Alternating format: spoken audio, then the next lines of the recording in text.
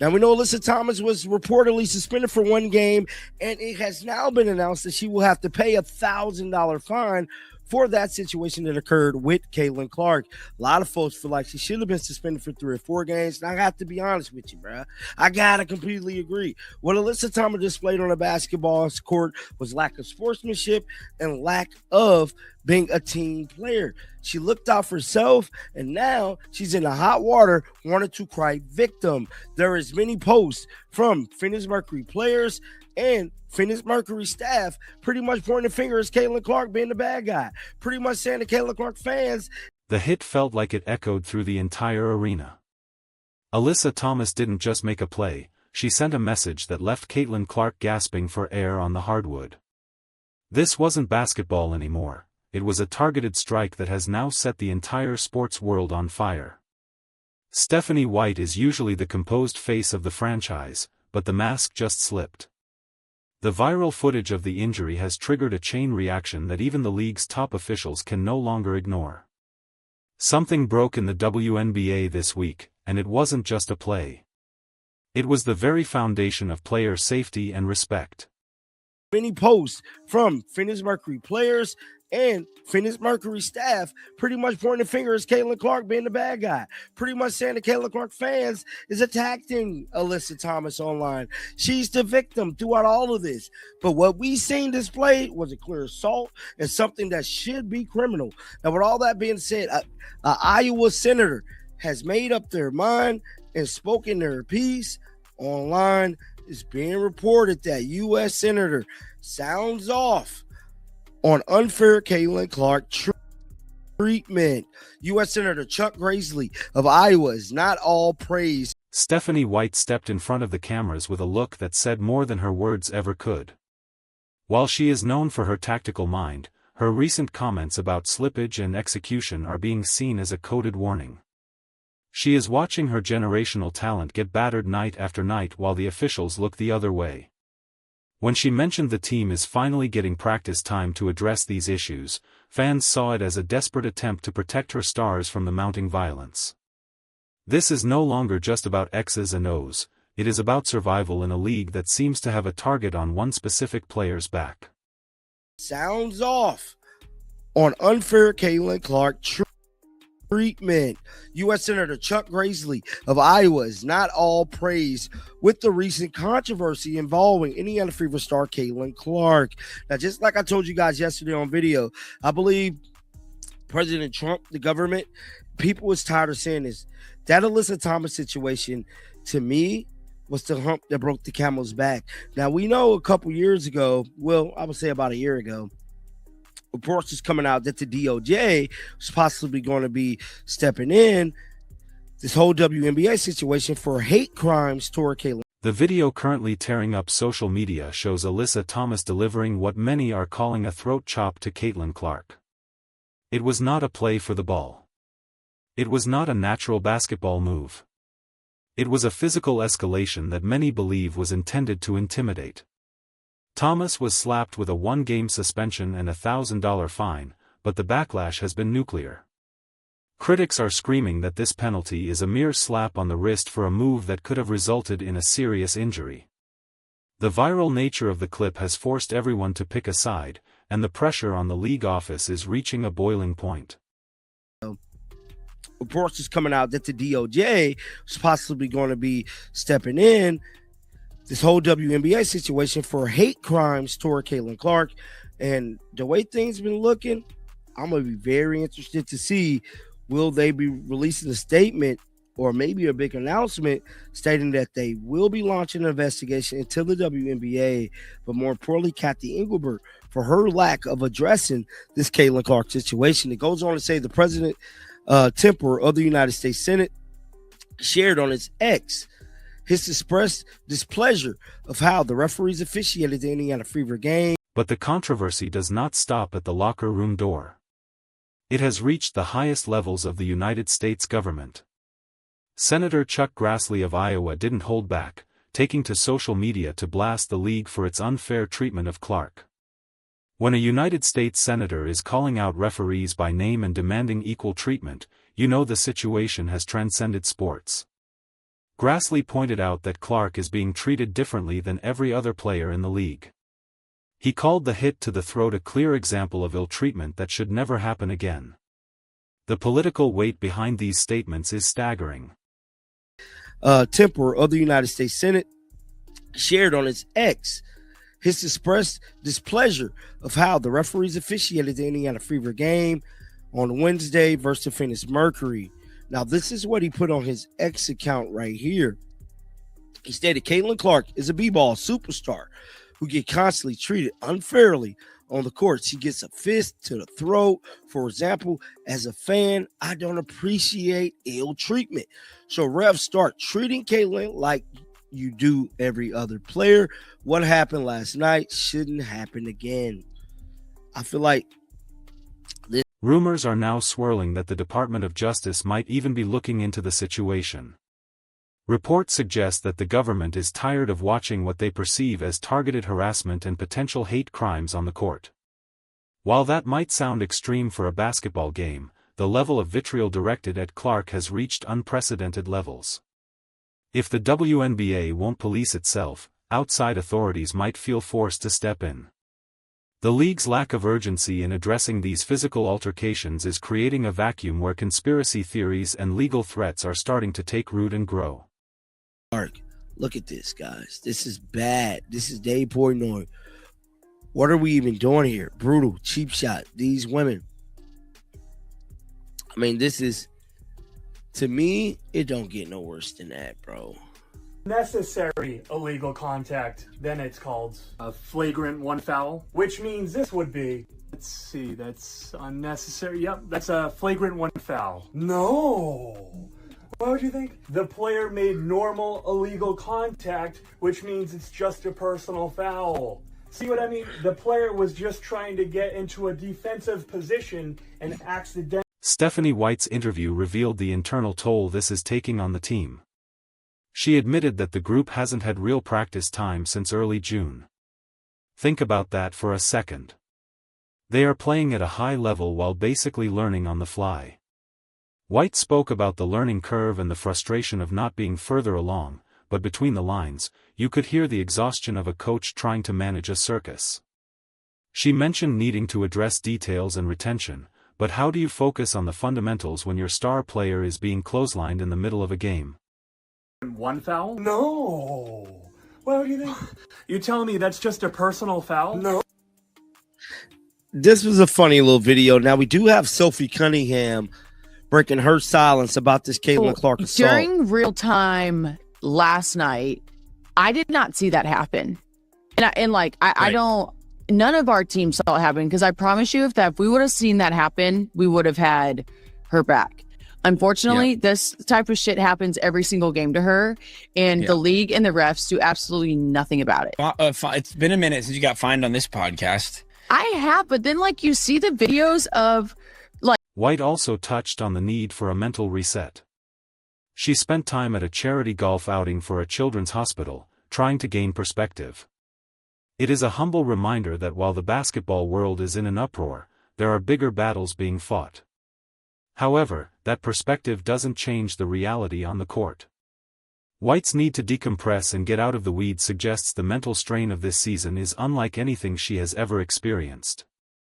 The pressure of coaching the most famous athlete in the world while she's being physically targeted would break almost anyone. Whoever put me on it. But people are up in arms that Caitlin's not on it, and then also watching her get kind of her ass kicked last night. I do see everyone being like, why does the league not protect this person? I don't want to get in beef with Kathy either, but it's like, it is like she's jealous of her, or thinks that because she's a bigger face than her, or anyone the WNBA's had, that she won't give her the platform. It's fucking so weird. It's so bizarre. So that's what Sophie had to say. The technical breakdown of the foul itself is what has fans truly livid. By the league's own rules, unnecessary and excessive contact is supposed to be a flagrant 2 foul, resulting in an automatic ejection. Yet, the refs originally called it a common foul before upgrading it only slightly. People are asking why the rules seem to change when Caitlin Clark is the victim. If any other player took a fist to the throat, the arena would be cleared, and players would be banned.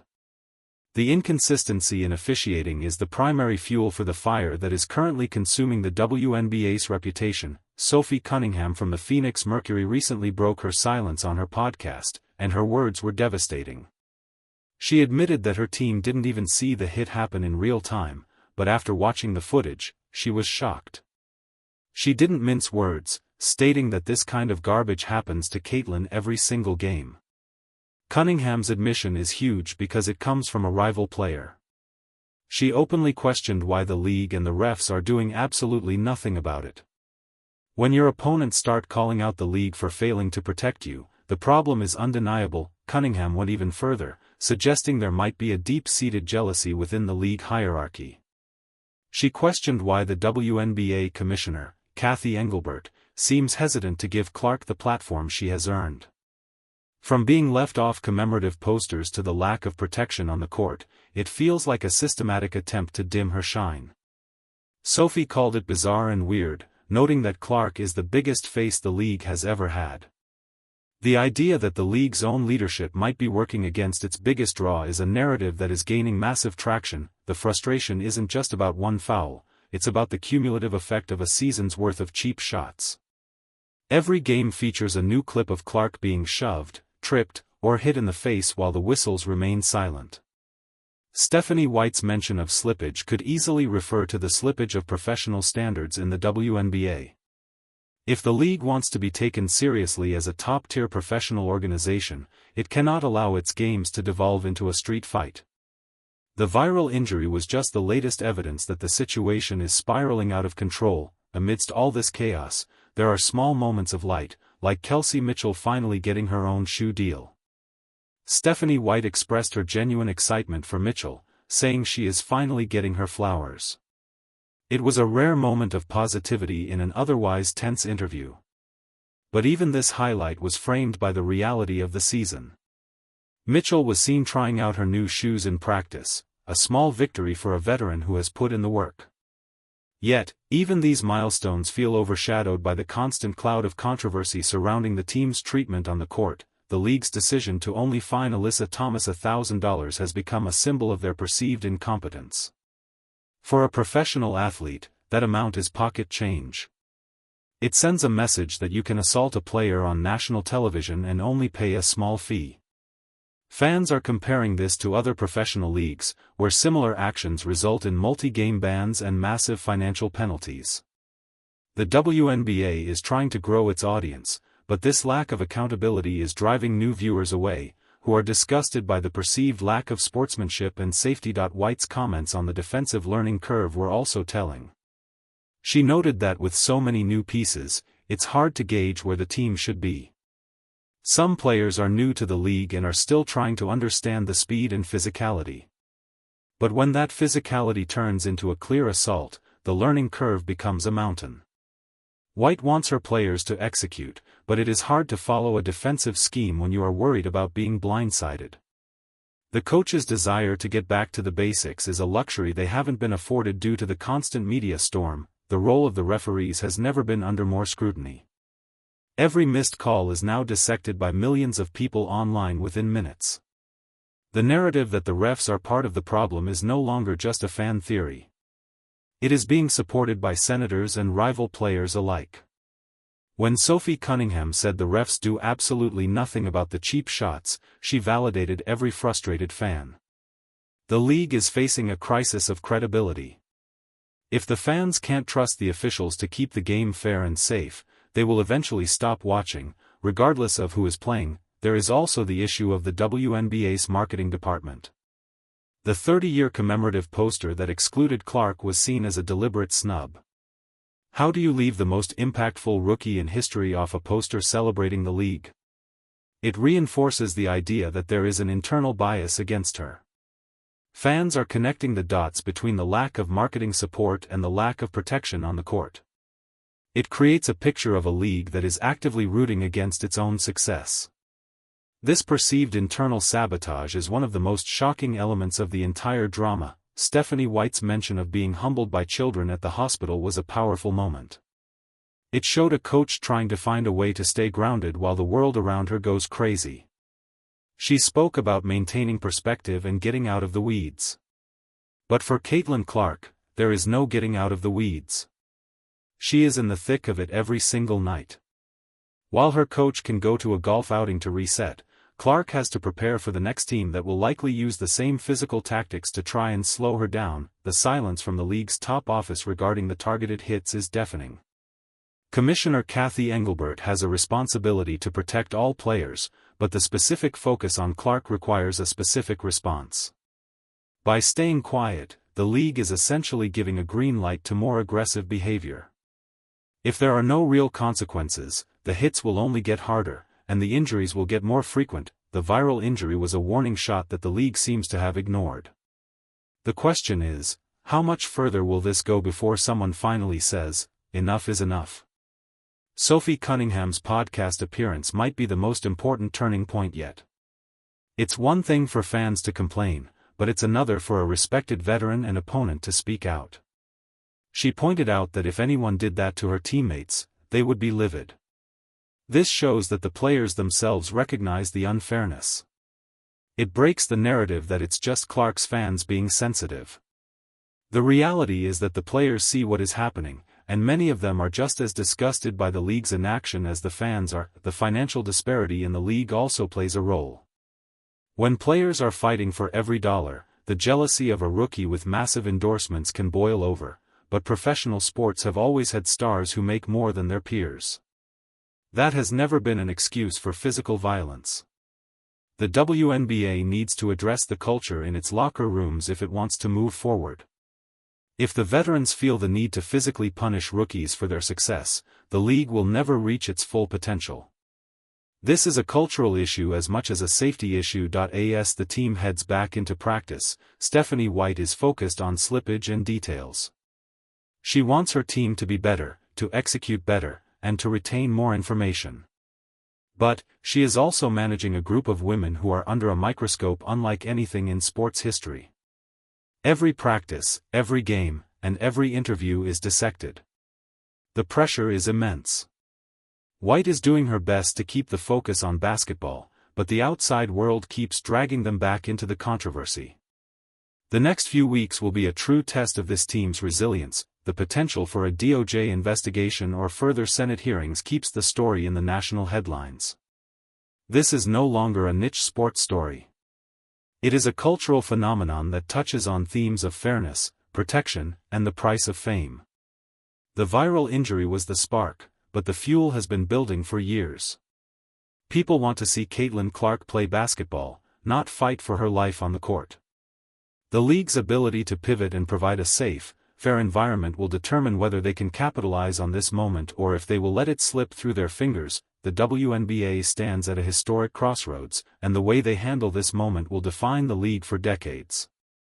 You cannot market a superstar as the face of the future and then allow her to be a human punching bag on the court. Stephanie White's frustration is just the tip of the iceberg in a locker room that knows the current situation is unsustainable.